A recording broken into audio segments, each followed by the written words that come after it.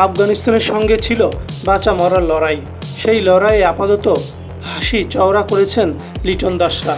টান টান উত্তেজনার ম্যাচে বাংলাদেশ দারুণ জয়টি টিকিয়ে রেখেছে টুর্নামেন্টে। তবে টিকে থাকলেও পরের পর্বে যাওয়া নির্ভর করছে বেশ কিছু যদি কিন্তুর উপর। বি গ্রুপে টেবিল পয়েন্টে এই মুহূর্তে 2 অবস্থান করছে বাংলাদেশ। নিজেদের সবগুলো ম্যাচ শেষে 4 পয়েন্ট নিয়ে লিটনদের নেট রান রেট -0.270। লঙ্কানরা 2 ম্যাচ শেষে 4 পয়েন্ট নিয়ে শীর্ষে আছে। এই গ্রুপে 3-এ থাকা আফগানিস্তানের পয়েন্ট 2 আর রান রেট +2.150। এখন এই 3টি দলেরই আছে সুপার 4-এ যাওয়ার স্বপ্ন। বাংলাদেশের জন্য সবচেয়ে সহজ সমীকরণ হচ্ছে শ্রীলঙ্কার জয়।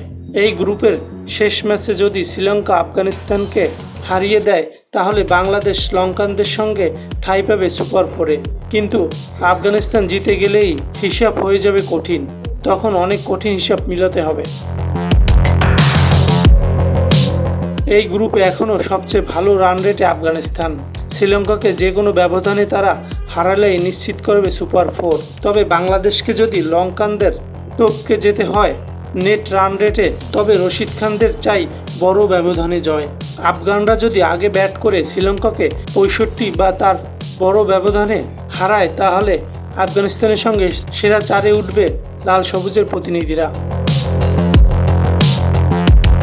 শ্রীলঙ্কার সঙ্গে যদি রান তাড়া করে আফগানরা জিতে তাহলে তবে বাংলাদেশের সম্ভাবনা হয়ে যাবে ক্ষীণ। তখন শ্রীলঙ্কাদের স্কোর 50 বল আগে যদি পেরিয়ে যায় আফগানিস্তান তাহলে নেট রান রেটে আসালাঙ্কাদের টপকে যাবে বাংলাদেশ। নিজেদের কাজটা করে এখন বাংলাদেশের ক্রিকেটাররা তাকিয়ে থাকবেন শেষ ম্যাচের দিকে। যদি সমীকরণে মিলে যায় তাহলে সুপার 4-এ বাংলাদেশ উঠবে গ্রুপের 2য় হয়ে। সেক্ষেত্রে তাদের সব ম্যাচ পড়বে দুবাই আন্তর্জাতিক স্টেডিয়ামে। যদি কিন্তু হিসাব নিকাশ মাথায় নিয়ে বুধবার আবুধাবি থেকে দুবাই চলে গেছে বাংলাদেশ দল, তবে নিশ্চিতভাবে তাদের মন পড়ে আছে আবুধাবির ক্রিকেট স্টেডিয়ামে, যেখানে 18 সেপ্টেম্বর রাত 8:30টায় মীমাংসা হতে যাচ্ছে বি গ্রুপের যদি কিন্তু লড়াই।